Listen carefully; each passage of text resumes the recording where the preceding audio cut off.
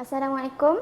Saya Anurul Hidayah binti Ismail dari Unit Pengurusan Kebajikan Pelajar akan menerangkan berkenaan tabung kebajikan pelajar, tabung kecemasan pelajar dan bantuan pelajaran. Di bawah tabung kebajikan pelajar, kami menyediakan bantuan seperti berikut. Bantuan pinjaman diberikan kepada pelajar yang memerlukan bantuan kewangan pinjaman sepanjang tempoh pembelajaran di UiTM. Kadar bantuan pinjaman maksima adalah RM500 dan perlu dibayar kembali dalam tempoh 6 bulan sebelum semester berakhir, seperti yang tertera di slide. Bantuan kewangan sara diri, bantuan ini diberikan kepada pelajar yang memerlukan bantuan kewangan sepanjang tempoh pembelajaran di UiTM. Kadar bantuan minima sebanyak RM250 sehingga RM500 maksima mengikut syarat dan terma yang telah ditetapkan. Bantuan bencana alam adalah diberikan kepada pelajar yang ditimpa bencana alam seperti banjir, kebakaran, dipanah petir. Bagi mendapatkan bantuan ini, pelajar perlu menyertakan laporan polis yang ada menyatakan barang-barang pelajar yang musnah atau hilang semasa berlakunya bencana. Kadar bantuan seperti yang tertera di slide. Bantuan kes-kes kecurian atau kehilangan. Bantuan kes kecurian atau kehilangan duit dalam akaun, dompet, contohnya dokumen rasmi peribadi seperti kad pengenalan, lesen memandu, kad ATM dan sebagainya. Sama seperti bantuan bencana alam tadi, pelajar juga perlu menyertakan laporan polis untuk permohonan. Kadar bantuan boleh tengok di slide. Bantuan tambang perjalanan kematian ibu bapa, iaitu bantuan bayaran tambang perjalanan kematian ibu bapa kandung. Kadar sumbangannya mengikut jadual sumbangan yang telah ditetapkan oleh jawatan kuasa, seperti yang tertera di slide. Seterusnya, kita beralih pula ke tabung kecemasan pelajar. Di bawah tabung kecemasan pelajar, skop bantuan adalah untuk membantu pelajar yang mengalami kecederaan atau memberi bantuan kewangan kepada waris pelajar jika berlaku kematian sepanjang tempoh pengajian. Syarat kelayakan adalah seperti yang tertera di slide. Bagi kadar bantuan kematian, waris pelajar layak menerima sumbangan sebanyak RM10,000. Dokumen yang diperlukan adalah seperti yang tertera di slide. Pelajar perlu memaklumkan kepada setiap waris-waris anda berkenaan perkara ini. Sekiranya berlaku apa-apa kejadian yang tidak diingini kepada anda, waris anda tahu di mana untuk melaporkan. Manakala kadar bantuan bagi kemalangan atau kecederaan seperti yang tertera di slide. Untuk kesemua bantuan yang disediakan ini, pelajar boleh memohon secara online melalui student portal ataupun secara manual seperti yang tertera di slide. Antara bantuan pelajaran yang disediakan adalah bantuan pengurangan atau pengecualian yuran, iaitu bagi pelajar yang menghadapi masalah kewangan untuk membayar yuran pengajian di UiTM. Permohonan perlu dibuat secara manual dan muat turun borang di laman web BHEP. Kadar pengurangan adalah seperti tertera di slide. Selain itu, Unit Pengurusan Kebajikan Pelajar juga membantu menguruskan bantuan kewangan kepada pelajar kurang upaya di mana UPKP akan membantu pelajar kurang upaya untuk mendapatkan insentif, beasiswa dan peluang kepada pelajar kurang upaya yang berkebolehan atau berkemampuan untuk melanjutkan pelajaran ke peringkat tertinggi. Meningkat dan memperluaskan peluang pembelajaran sepanjang hayat untuk OKU dari segi bantuan kewangan. Bantuan ini meliputi wang saku dan yuran pengajian. Pelajar kurang upaya boleh mengisi permohonan secara online di http://beasiswa.mohe.gov.my. Kadar bantuannya adalah seperti yang tertera di slide. Seterusnya adalah bantuan beasiswa, bantuan pelajaran dan derma siswa. Bantuan kewangan pelajar ini atau airline yang ditawarkan kepada pelajar UiTM dari agensi kerajaan atau swasta. Contohnya macam KPT, PTPTN, Yayasan Tengku Abdul Rahman, Pinjaman Kerajaan Negeri, Yayasan Peneraju, Yayasan Sony, Yayasan UMW dan lain-lain. Pelajar boleh mendapatkan informasi terkini di laman media sosial Unit Pengurusan Kebajikan Pelajar, Instagram, Facebook seperti yang tertera di slide. Segala syarat dan kaedah permohonan kesemuanya tertakluk pada agensi-agensi yang berkenaan. Atau pelajar boleh scan saja QR code yang tertera di slide. Tidak menjadi halangan sekiranya dalam masa yang sama, pelajar turut memohon mana-mana tajaan beasiswa atau pinjaman yang ditawarkan dari agensi kerajaan atau swasta. Namun, pelajar perlu membatalkan atau menolak permohonan yang telah dibuat sekiranya penajaan adalah daripada agensi kerajaan atau swasta yang tidak membenarkan pembiayaan yang bertindih. Sekian saja penerangan berkenaan kemudahan perkhidmatan yang disediakan di bawah Unit Pengurusan Kebajikan Pelajar.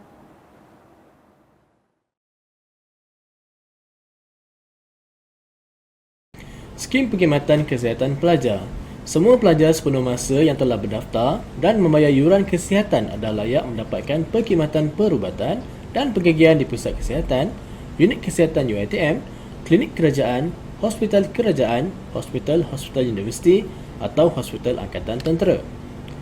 Kami menyediakan perkhidmatan perubatan dan pengagihan untuk semua pelajar dalam tempoh pengajian di bawah skim perkhidmatan pelajar.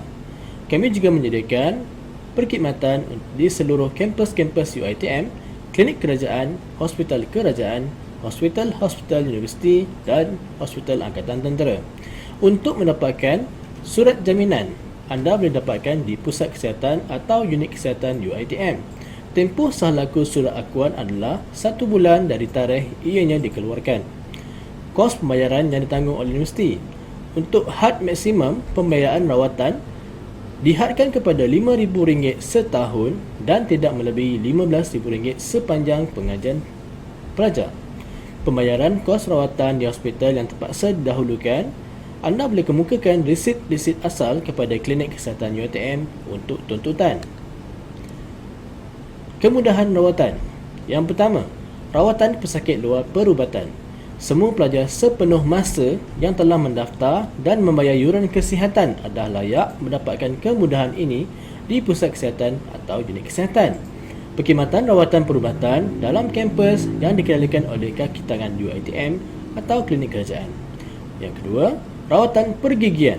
Semua pelajar UiTM juga layak mendapatkan kemudahan rawatan pergigian di klinik pergigian kerajaan atau pusat kesihatan UiTM Shah Alam. Yang ketiga, rawatan kes kecemasan. Kemudahan rawatan kecemasan disediakan dalam kampus pada waktu klinik beroperasi sahaja. Selepas waktu klinik, kes-kes kecemasan akan diuruskan oleh staf resident college atau SRK di kolej kediaman masing-masing. Yang keempat, kemudahan kelayakan wad. Hospital kerajaan. Universiti menanggung pembelanjaan kemudahan rawatan pelajar di mana-mana hospital kerajaan atau hospital universiti sama ada yang dirujuk oleh pegawai perubatan universiti atau doktor pilihan pelajar sendiri sepanjang pelajar menjadi pelajar di universiti ini. Untuk hospital swasta, universiti tidak akan menanggung apa-apa jenis bayaran bagi rawatan atau wad di hospital swasta. Yang keempat, kenderaan kecemasan.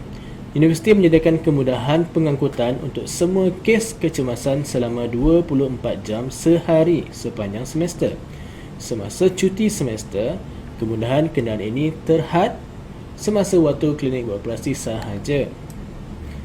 Ini ialah rawatan-rawatan yang tidak tanggung oleh UiTM. Yang pertama, rawatan ubat-ubatan dan peralatan untuk pencegahan kehamilan, kemandulan dan kesuburan. Yang kedua, alat-alat gantian anggota seperti gigi palsu, korona atau jambatan atau implan gigi untuk tujuan kosmetik. Yang ketiga, rawatan perubatan dan pembedahan dengan tujuan kosmetik dan ritual, melainkan dalam keadaan di mana pegawai perubatan universiti berpendapat rawatan itu diperlukan untuk mengurangkan risiko kepada pesakit. Yang keempat, rawatan dan pemeriksaan berkaitan dengan mengandung dan bersalin sama ada dalam keadaan normal ataupun tidak normal.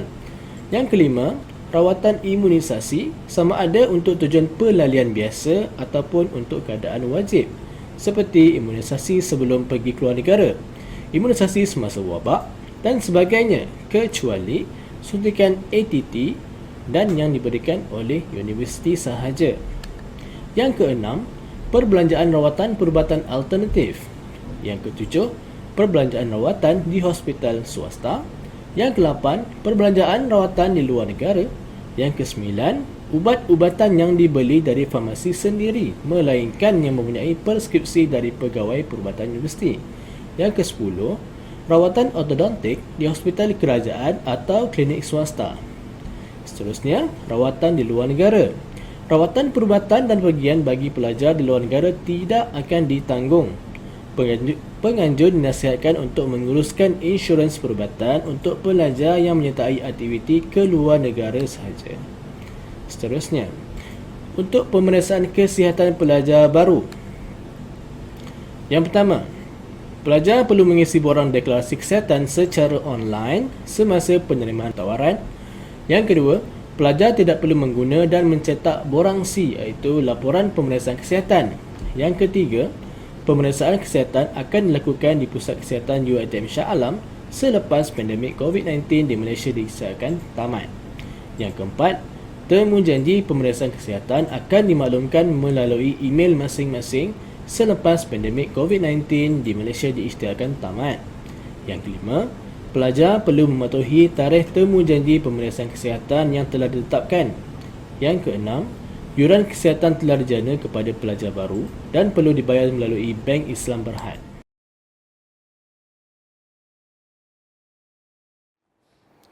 Okay, bismillahirrahmanirrahim. Assalamualaikum warahmatullahi taala wabarakatuh.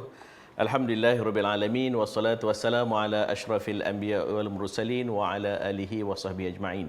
Saya Dr. Muhammad Ashraf Zaki bin Yaakob, pengarah bahagian zakat, sedekah dan wakaf UiTM Shah Alam. Jadi hari ini saya akan beri taklimat berkaitan dengan bantuan zakat dan juga sedekah kepada para pelajar UiTM. Jadi saya mulakan dengan yang pertama sekali berkaitan dengan bantuan zakat kepada para pelajar. Kita ada dua bantuan yang kita berikan kepada para pelajar. Yang pertama adalah bantuan zakat, yang kedua adalah bantuan sedekah. Pertama sekali berkaitan dengan bantuan zakat yang kita berikan, permohonan adalah dibuka pada setiap semester dan terbuka kepada pelajar UiTM di peringkat diploma, sarjana muda, profesional sepenuh masa daripada semester pertama sehinggalah tamat pengajian. Dan antara syarat permohonan yang kita tetapkan kepada para pelajar untuk memohon zakat adalah yang pertama sekali, pelajar tersebut haruslah beragama Islam. Dan yang kedua, pendapatan kasa isi rumah ataupun keluarga adalah di bawah had kifayah ataupun had kelayakan untuk permohonan zakat, iaitu kita tetapkan sebanyak RM4,000. Jadi bermaksud pendapatan kasa isi rumah ni bermaksud pendapatan ayah dan juga ibu digabungkan, jumlahnya adalah RM4,000 ke bawah. Dan syarat yang ketiga adalah memenuhi kriteria asnaf zakat. Sebab dalam Al-Quran ditetapkan bahawa terdapat 8 asnaf bagi yang melayakkan untuk menerima zakat. Bagi kita di UiTM, kita hanya beri kepada 5 asnaf yang utama sahaja, iaitu fakir, miskin, mu'allaf, fisabilillah dan juga ibnu sabil. Dan jenis bantuan yang kita berikan kepada para pelajar adalah bantuan keperluan pengajian, yang kedua adalah sara hidup dan juga perubatan, bantuan musibah bencana dan juga bantuan kepada program-program bagi pembangunan pelajar asnaf. Yang seterusnya adalah bantuan diagihkan berdasarkan kepada 5 kriteria asnaf yang saya sebutkan tadi. Yang pertama adalah fakir, yang kedua miskin, yang ketiga fi sabilillah, yang keempat mu'alaf dan yang kelima ibnu sabil. Dan cara untuk para pelajar memohon bantuan zakat adalah melalui sistem e-zakat yang terdapat dalam student portal, di mana setiap kali permohonan dibuat, kita akan rekodkan berdasarkan kepada permohonan pelajar dalam sistem e-zakat tersebut. Kemudian kita akan membuat saringan dengan memanggil pelajar-pelajar yang layak, dan kita akan adakan temu duga kepada para pelajar setiap kali permohonan itu dimohon. Dan untuk makluman semua, pejabat bahagian zakat sedekah wakaf UiTM adalah di aras bawah Masjid Al-Wathiqu Billah Tuanku Mizan Zainal Abidin UiTM Shah Alam ataupun Masjid UiTM Shah Alam. Okey, seterusnya permohonan bantuan zakat syariah atas talian kebiasaannya kita akan buka dalam tempoh seminggu sebelum kuliah bermula. Jadi saya minta kepada para pelajar untuk alert, memberi perhatian kepada taklimat-taklimat yang diberikan kerana kita akan mengumumkan tarikh permulaan dibuka sistem untuk pelajar memohon zakat. Kemudian kita ada tarikh tutup dan dalam tempoh tersebut pelajar boleh memohon bantuan zakat melalui sistem e-zakat tersebut. Dan insya-Allah tempoh permohonan kita adalah sekitar 2 bulan sahaja dan kemudian kita akan terus memproses permohonan para pelajar tersebut untuk para pelajar mendapat bantuan tersebut. Okey. Pelajar perlu mengisi borang permohonan secara atas talian di dalam sistem e-zakat yang saya sebutkan tadi. Okey, proses permohonan bantuan kita ada 5 step. Yang pertama sekali permohonan, yang kedua kita akan buat siasatan melalui temu duga, yang ketiga kita akan buat semakan, kemudian kita akan buat keputusan berdasarkan jawatankuasa agihan zakat dan sedekah UiTM, dan yang kelima seterusnya kita akan membuat pembayaran melalui bendahari. Dan seterusnya bantuan yang kedua adalah bantuan berkaitan dengan sedekah. Bantuan sedekah ni adalah khusus kepada pelajar bukan Islam, non-Muslim yang layak untuk menerima bantuan. Dan bentuk-bentuk bantuan yang kita berikan adalah lebih kurang sama dengan zakat tadi, iaitu kita beri bantuan keperluan untuk pengajian, bantuan sara hidup, perubatan, bantuan musibah dan bantuan program-program berkaitan dengan pembangunan pelajar. Dan bagi bantuan sedekah kita tidak ada sistem yang khusus untuk permohonan bantuan sedekah. Kita menyediakan borang permohonan kepada pelajar-pelajar yang memerlukan bantuan sedekah tersebut. Selain daripada membantu non-Muslim, bantuan sedekah juga sebenarnya diberikan kepada pelajar Muslim yang memerlukan bantuan tambahan. Walaupun pelajar itu tidak termasuk dalam kategori asnaf, mereka juga boleh memohon bantuan sedekah dan kita akan mempertimbangkan untuk memberikan bantuan sedekah kepada pelajar-pelajar yang memerlukan. Jadi untuk seterusnya, para pelajar boleh scan kepada QR code yang kita sediakan. Yang pertama sekali kita ada QR code Instagram kita, kemudian Facebook dan juga WhatsApp. Jadi boleh hubungi kami di bahagian zakat sedekah dan wakaf UiTM. Di situ segala persoalan, pertanyaan berkaitan dengan permohonan zakat dan juga sedekah, status terkini, kemudian keputusan boleh dihubungi melalui pegawai-pegawai yang ada di dalam media sosial yang telah kami sediakan. Itu saja daripada saya. Terima kasih. Assalamualaikum warahmatullahi taala wabarakatuh.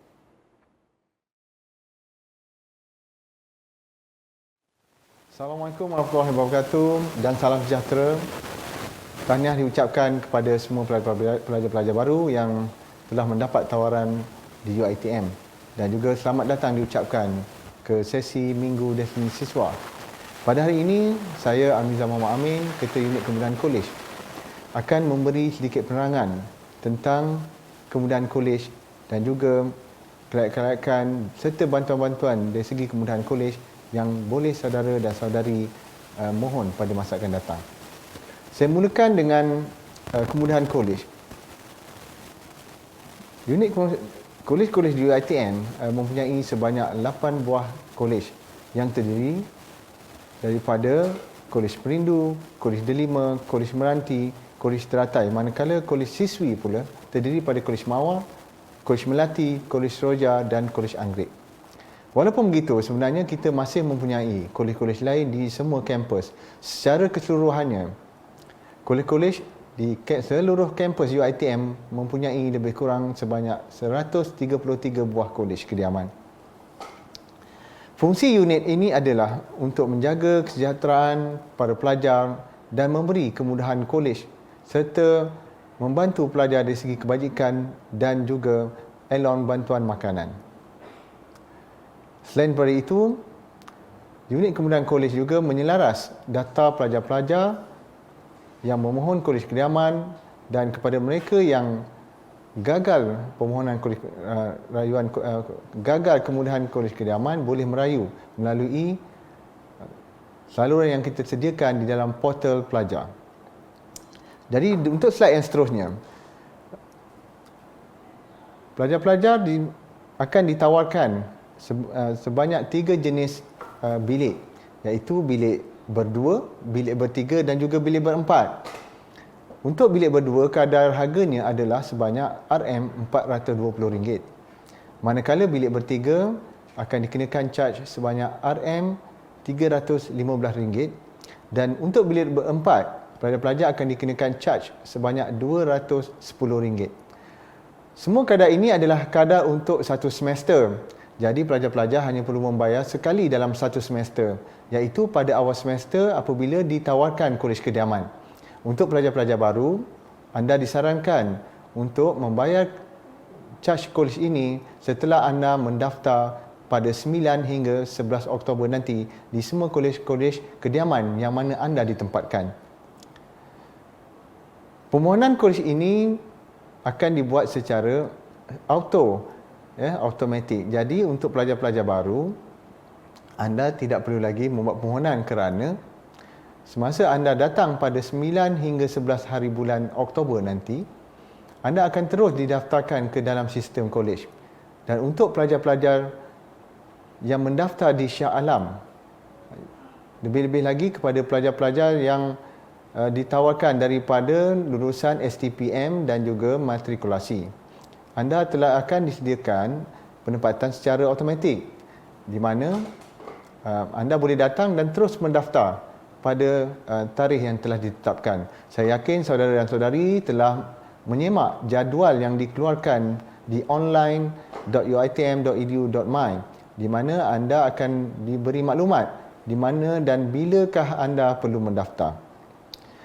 Untuk pendaftaran kali ini memandangkan kita di dalam suasana yang agak perlu kita berhati-hati, ya, di mana COVID-19 masih lagi belum dapat dikawal sepenuhnya, maka kami telah menyediakan SOP tertentu kepada semua pelajar yang akan mendaftar di kolej kediaman.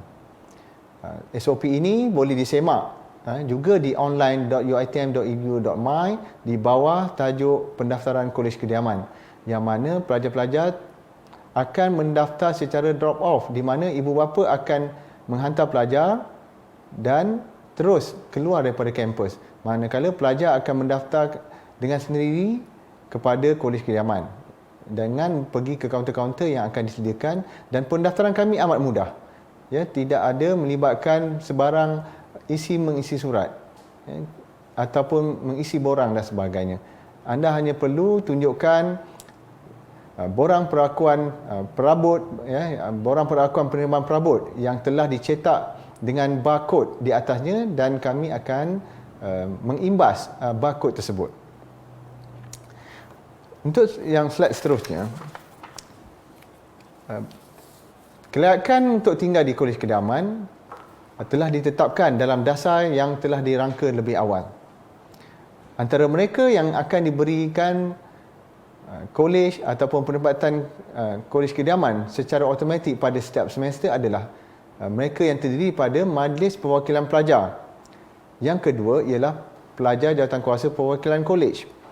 Yang ketiga ialah pelajar-pelajar uniform, di mana mereka terdiri pada pasukan latihan simpanan, pegawai simpanan, palapes, juga sukarelawan suksis, iaitu sukarelawan polis, dan juga komander kesatria, bomber, Persatuan Bulan Sabit Merah, pasukan pertahanan awam, dan juga pasukan pancaragam kesatria. Yang keempat, pelajar sukan yang mewakili negara serta diiktiraf oleh Kementerian Belia dan Sukan. Yang kelima ialah pelajar AP 243 daripada semester 1 hingga semester 6 sahaja. Dan yang keenam, pelajar-pelajar dari keluarga yang susah dan dengan tanggungan yang ramai, iaitu pendapatan keluarga di bawah 2,500 RM2,500 sebulan, di mana mereka akan ditemubual sebelum diberi kemudahan kolej. Ini adalah 6 kategori pelajar yang akan diberi kolej secara automatik.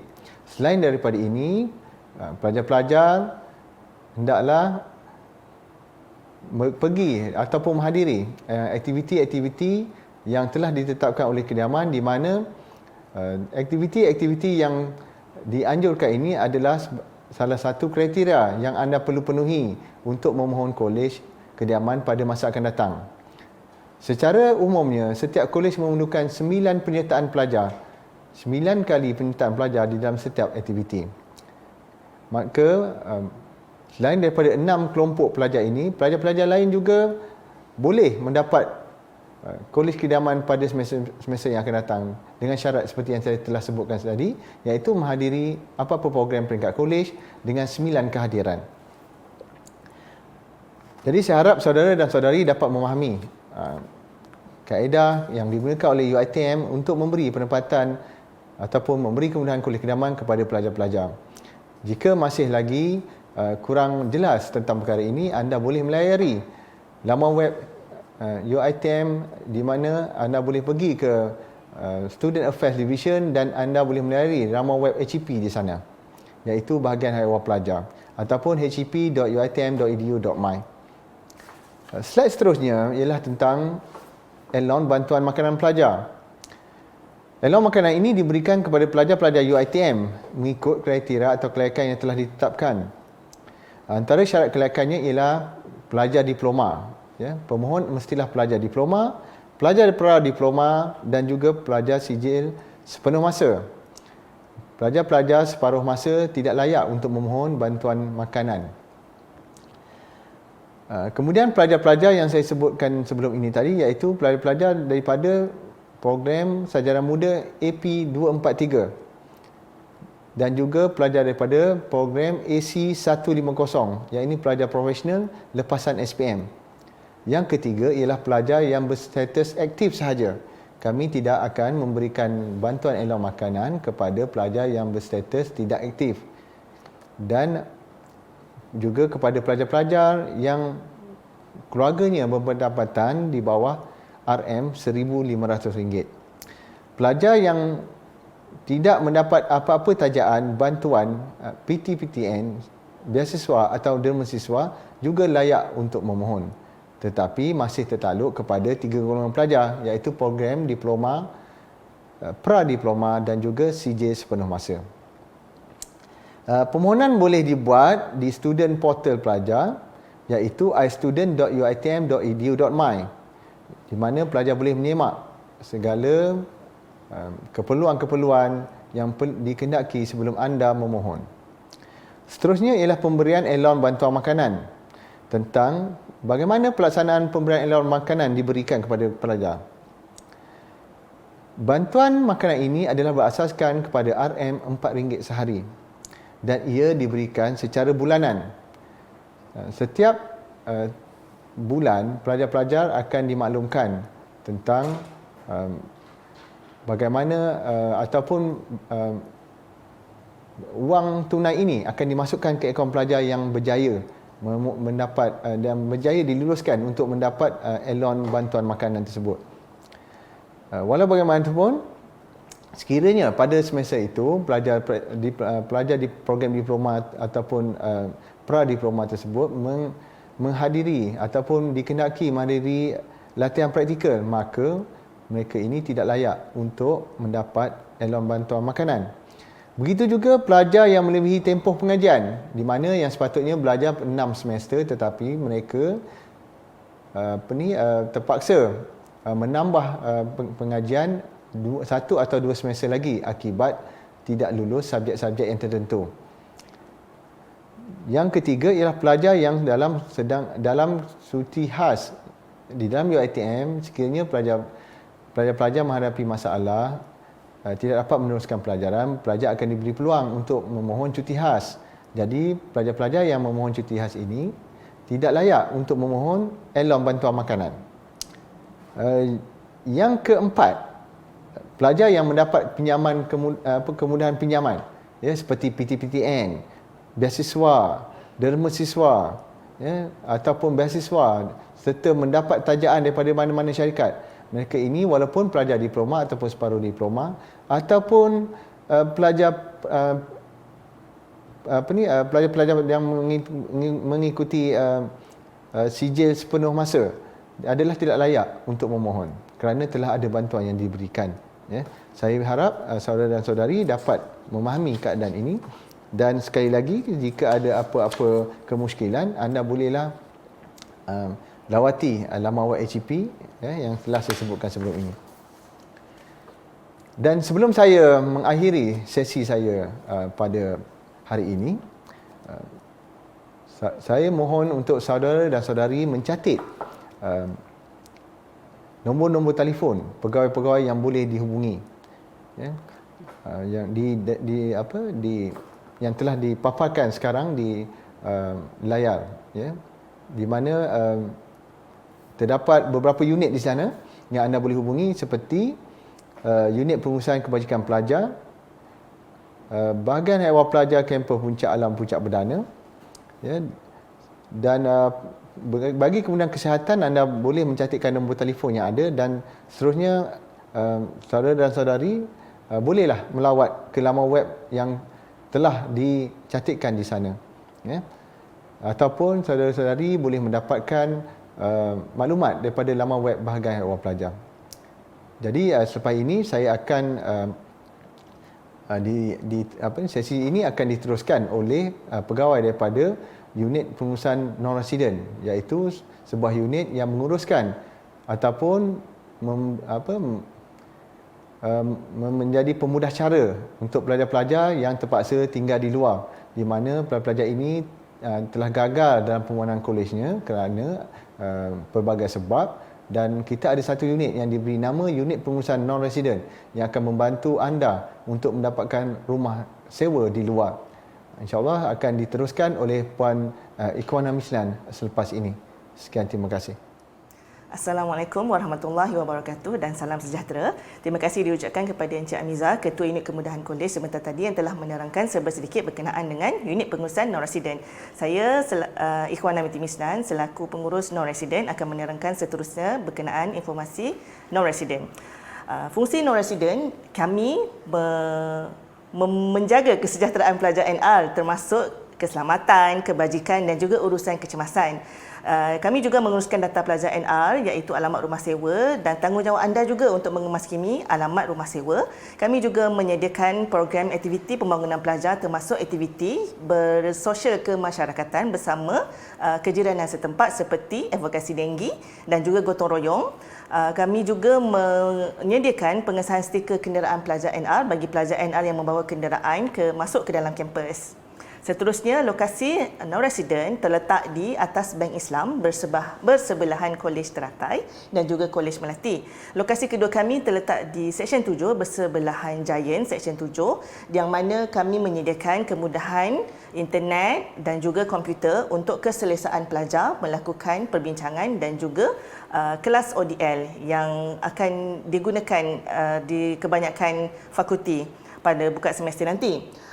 Manakala kami ingin menekankan berkenaan dengan tanggungjawab sebagai pelajar NR. Anda perlu mendaftar sebagai pelajar NR sejurus anda telah diisytiharkan sebagai pelajar NR ketika anda tidak mendapat kolej semester hadapan. Dan juga anda perlu kemaskini alamat rumah sewa anda setiap semester kerana kami percaya anda akan berpindah dari satu rumah ke satu rumah mengikut kesesuaian bajet, lokasi dan sebagainya. Jadi anda perlu update setiap semester. Dan yang ketiga, anda perlu menjaga etika sebagai pelajar UiTM ketika duduk di rumah sewa dalam masa yang sama sebagai komuniti kejiranan yang bertanggungjawab dan juga berhemah. Bagi maklumat lanjut, sila layari nr.uitm.edu.my untuk maklumat kami. Di situ kami sediakan tips-tips dan bagaimana untuk menjadi pelajar dan jiran yang berhemah. Sosial media juga kami sediakan, sila ikuti kami di @nruitmsa. Sekian, terima kasih.